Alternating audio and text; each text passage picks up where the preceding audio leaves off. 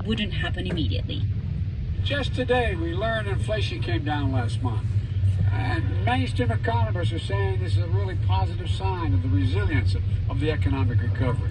It's going to take time to get inflation back to normal levels. We could see setbacks along the way, I realize that. But we are laser focused on it. That's why it's so critical for us to pass important legislation this year to lower those costs for families. And I know it's going to take time to implement our entire economic agenda, which we already passed, and for folks to feel it in their day-to-day lives. But I think folks are going to see it in the next few months. US President Joe Biden there, but Mariko, inflation is a huge issue everywhere. Absolutely, James. And of course, even when we say inflation is cooling, it's still at 7.7%, which is at the highest level in many decades for American consumers. But I was interested to find out, other countries' inflation. And out of 171 countries analyzed by Investment Monitor, 74 of them had inflation rates in excess of 10%, many of them in Africa. And topping, of course, the list with the highest rate, over 260%, is Zimbabwe. So it's all in the context of how it affects more than Venezuela. Shit. Thank you very much indeed. Let me give you just one of our main headlines. Ukraine's President Volodymyr Zelensky says his forces have retaken over 40 settlements in their advance in the south of the country. This is Newsday on the BBC World Service.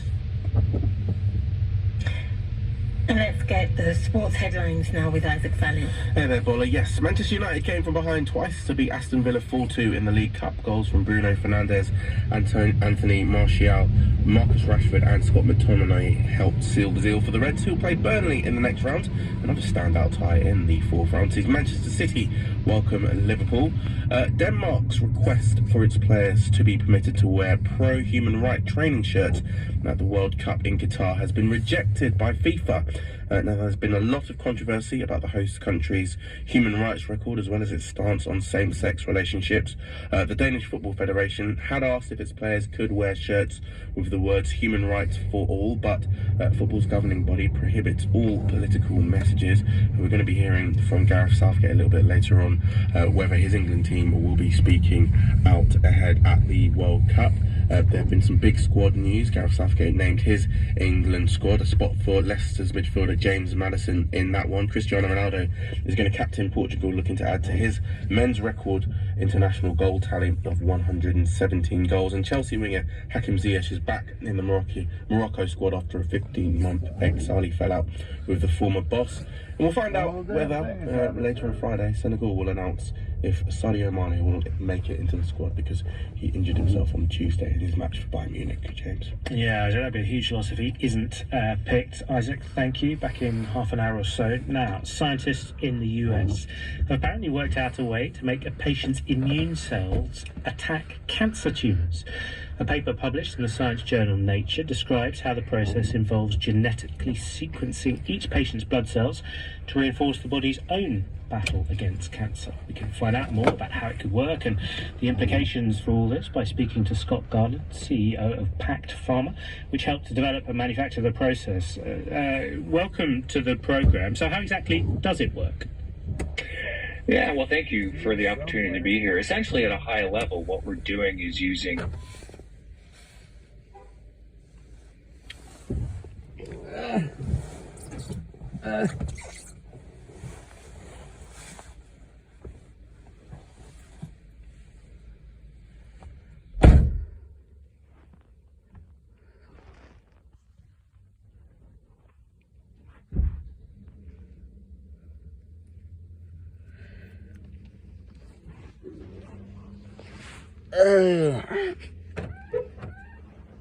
What was that? I'm liking it.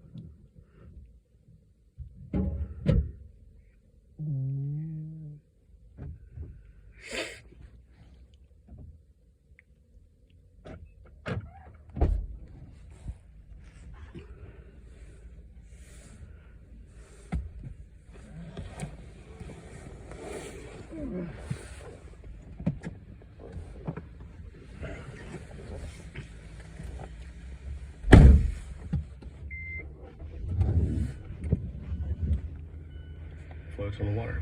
It has dozens of rooms. It has swimming pools and chandeliers. It has dining rooms that dwarf most people's dining room. We saw it scrambling out of waters where we would normally be able to seize it. It became critical when it turned off its transponder. Essentially, the boat tried to go dark. Oh, we'll hear more from Andrew Adams and his expectations in the next hour. But to tell us more about the hunt for these Russian super yachts, we're joined now by Alex Finley, who's the Yacht Watch columnist and author and former CIA officer. She also started Yacht Watch hashtag on Twitter after spotting some significant yachts in the neighborhood of Barcelona in Spain, where she lives. Morning to you, Alex. Thanks very much for joining us. Can you tell us a bit more about this Yacht Watch and the one seized in June? Good morning. Yes. So the Amadeo, as you led your intro, was seized earlier in the summer, and it really was one of the more interesting ships that we were following. Oh my God! As soon as the sanctions sort of came down and people started talking about them, we saw Amadeo go from the Caribbean through the Panama Canal and really make a race across the Pacific Ocean. We think she was on her way to Vladivostok, the safer waters of Russia. But had to stop and refuel in Fiji. And waiting there for her when she arrived was a welcoming committee of American officials ready to seize the ship. And these, I mean, the way it was described by Andrew Adams, it just sounds like a mansion, like a castle on water. And it's quite amazing just hearing what's on it, but also how much it costs. How many more of these yachts do you believe there are? What are you doing? I don't know what I'm doing, Joey. Well, we know there are around a dozen or so, at least that we know of, that belong to oligarchs that have been sanctioned. A number of them have been detained in Europe. One this week was actually seized by Spanish authorities that had already been detained, but now officially is seized by the government. But a number of them managed to sort of escape to safer waters. We saw a lot of them go to Turkey, where they actually enjoyed a lovely summer cruising along the Turkish Riviera, and a number of them went to the United Arab Emirates. But some of them have still gone dark. Their tracking systems have turned off, and we still don't know where they are. And some of these have millions worth of artwork and other assets on board. Why is it personally something that you're invested in, finding these yachts and confiscating them, Alex? Well, for me, it's much more than just the yachts. It's really what the yachts represent. These oligarchs really have played an integral role in Putin's destabilization efforts. They are allowed to loot and steal from the Russian people, but in return they have to support Putin in his destabilization activities. And so they actually enjoy the democracy and the benefits of democracy in the West. They buy their assets here. They enjoy the rule of law that we have. Well, at the very same time, they're helping a dictator to destabilize those very same democratic societies. And so for me, the sanctions on the yachts and on the other assets like real estate that they have in the West, it's really a message to them to say, you need to choose. Either you're going to live and support a dictator, or you're going to help democracy thrive, and you cannot do both. Alex Finley, very great talking to you and hearing about the yacht watch and those massive mansions on water that you and others are trying to track down. And she is the yacht watch columnist and also former CIA officer. Alex Finley on Newsday.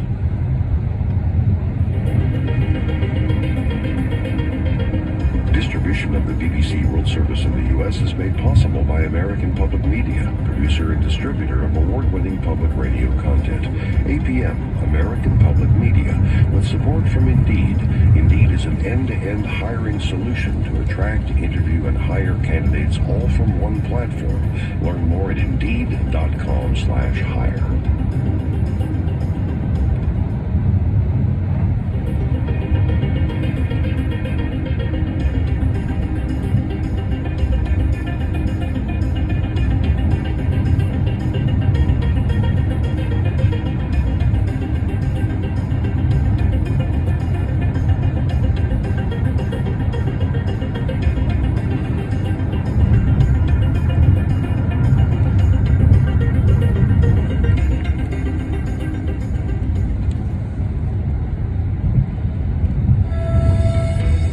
Welcome to Newsday from the BBC World Service with Bola Mossera and James Cotton.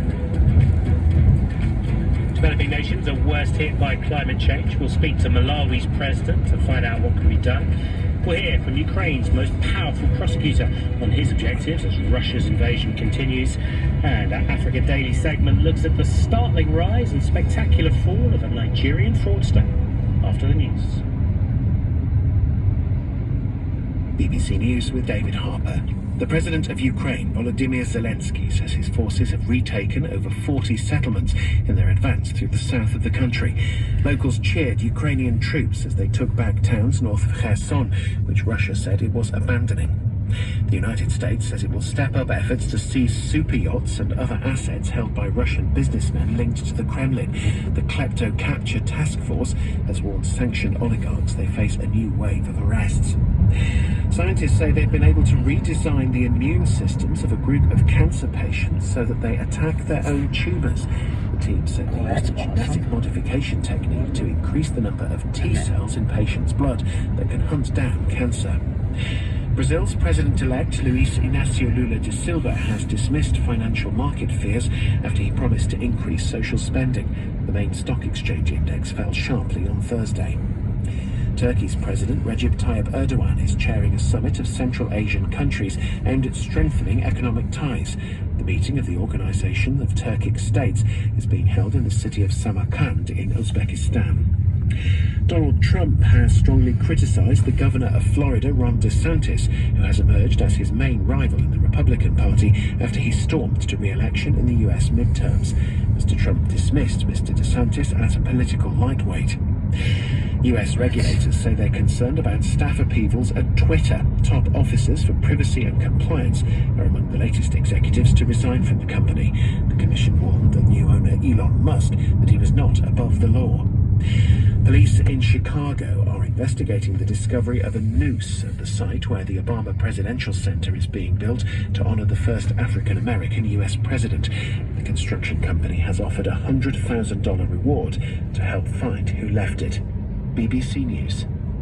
That's the coolest $100,000 shit. Thanks, David. Hello and welcome to Newsday on the BBC World Service with Bola and James.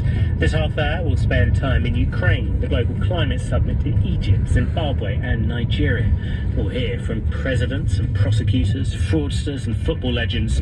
And you too, you can send us a text message. Our number is +44 77 86 20 50 85.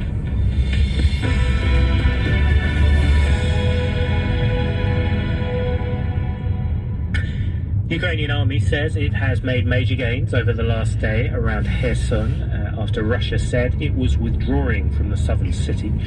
Earlier in this program, we heard the harrowing testimony of the sister of a woman in the Kherson region who stood up to the Russian occupiers, only to be allegedly publicly executed by hanging. Well, it's against this backdrop that Ukraine's most powerful prosecutor has dismissed claims the country is considering negotiations with Russia to end the current war. Andriy Kostin is leading Ukraine's investigations into Russian war crimes. Speaking to the BBC in Kyiv, he told our colleague Catherine Bieruhanga that any talks would have to hold Russian officials accountable for atrocities carried out in Ukraine. President Zelensky, I think, don't need my advice for this, because his very strong position is that there is no time for negotiation with Russia. Russia never offered negotiations to Ukraine. If the international community comes to Ukraine and says, start thinking about negotiations, what do you say as Prosecutor General who's investigating all these war crimes? How can we be in negotiations about war crimes committed by Russia and damage caused by Russian aggression? There could be no negotiations for this. From my point of view, people throughout the world are suffering not because of war of Russia and Ukraine, not because of war in Ukraine. People are suffering because of aggression of Putin into Ukraine. This is very different from just the war. And when I hear the issues of gas prices, of inflation, of some fears, I tell our partners, I tell these people, you also suffer from Putin's aggression. You want to stop this suffering just to leave Ukraine alone with Russia. You want to stop this suffering just to leave Russia unaccountable. I don't believe that European, American people, all civilized world is ready for this risk. But we are now, Ukrainians, paying the price by our blood for people in Europe to live maybe a little bit worse than they lived before, but they live as usual now. They don't hear missiles. They don't know what is bombing. They don't know what is killing, rape, looting, humiliating. But how do you then introduce conversations about accountability? What would accountability look like for you if negotiations were to begin? I don't know why you ask me again about possible negotiations, and I haven't heard about any pressure at the moment to come back to negotiations. Every person who committed war crimes should be held accountable in Ukrainian courts, at the ICC, and in the tribunal. That is Andriy Kostin, who's leading Ukraine's investigations into alleged Russian war crimes. He was speaking to the BBC's Catherine Bieruhanga. He actually speaks very good English. Now, the United Nations Environment Summit, COP27, taking place in Sharm el-Sheikh in Egypt, continues with today's theme of decarbonisation. Officials there want to promote discussion on how heavily polluting industries such as oil and gas extraction can reduce their emissions using innovative techniques. We will have more on that in a minute. But while rich nations say they want to change their ways, it's developing nations that are often worst hit by the effects of climate change. The BBC's Peter Okoche caught up with the president of Malawi, Lazarus Chakwera, who represents the group of the least developed countries. He began by asking him if he'd seen any progress with agreements nearly 1 week into the summit. I think this summit has been kind of progressive, putting emphasis on implementation rather than just talking. God, that dude sounds like Barack Obama.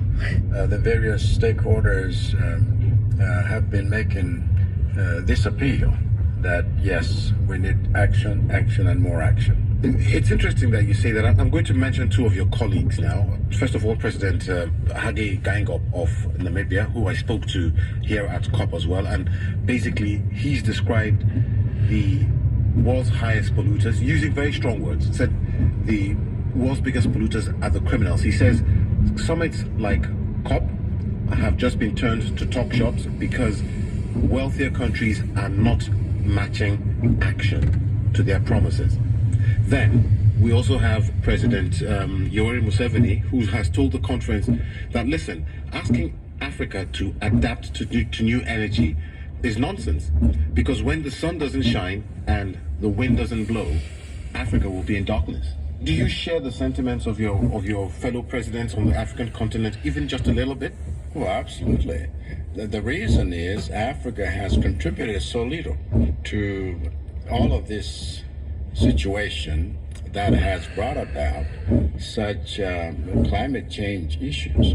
And then Africa is being asked to develop, unlike they did, which destroyed the environment in the process. Our conscious choice, of course, is we want to do that, but there is no financing for it, and there is no financing for loss and damages, and there's no financing for... In fact, people want more mitigation, but you're paying more in mitigation than in adaptation. So that's why we're saying, if you're really serious about this, it's not about charity. This is paying for what you have deliberately used and has benefited you, and then you don't want to pay up. Namibia's President Gangog refused to take his place at the plenary session when all the presidents are allowed to come and deliver their speeches. He said these have now become talk shops. There's some whisperings now at this conference that maybe it's time for developing countries to start boycotting summits like this. What's your take on that?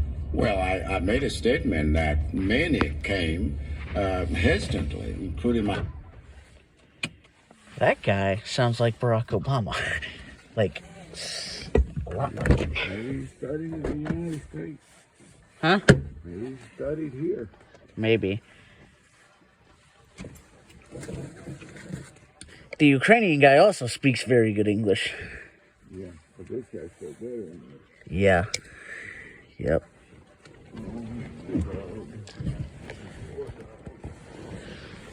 Oh. Wow, wow, wow. Huh?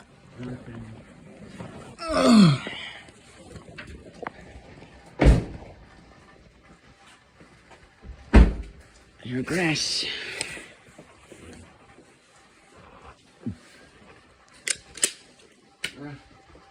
Hmm? Your grass.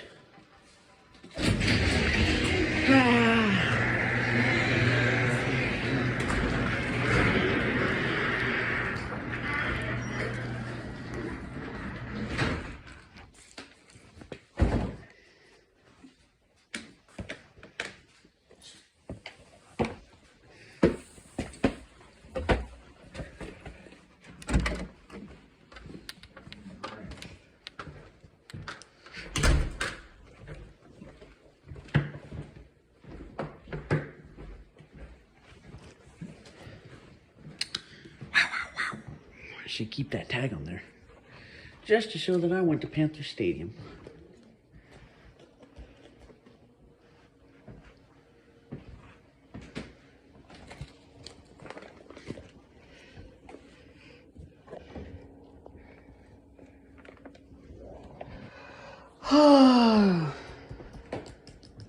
Me and the Panthers. I don't know what it is with me and the Panthers, but I love them.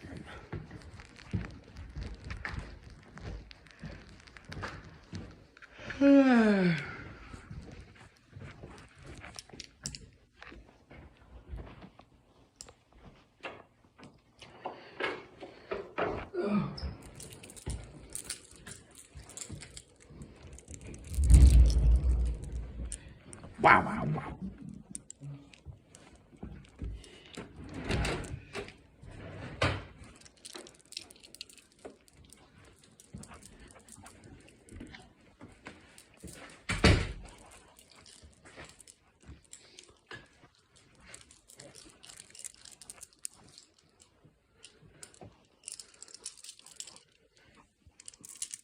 These are beautiful.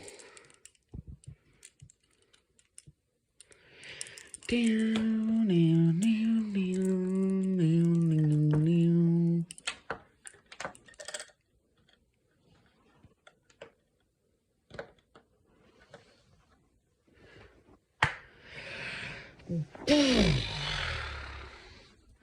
thing needs to dry. My shirt's wet. Damn, I'm wet, dude. Gosh, wow. Okay, I'm busy winning. And this jacket's heavy now.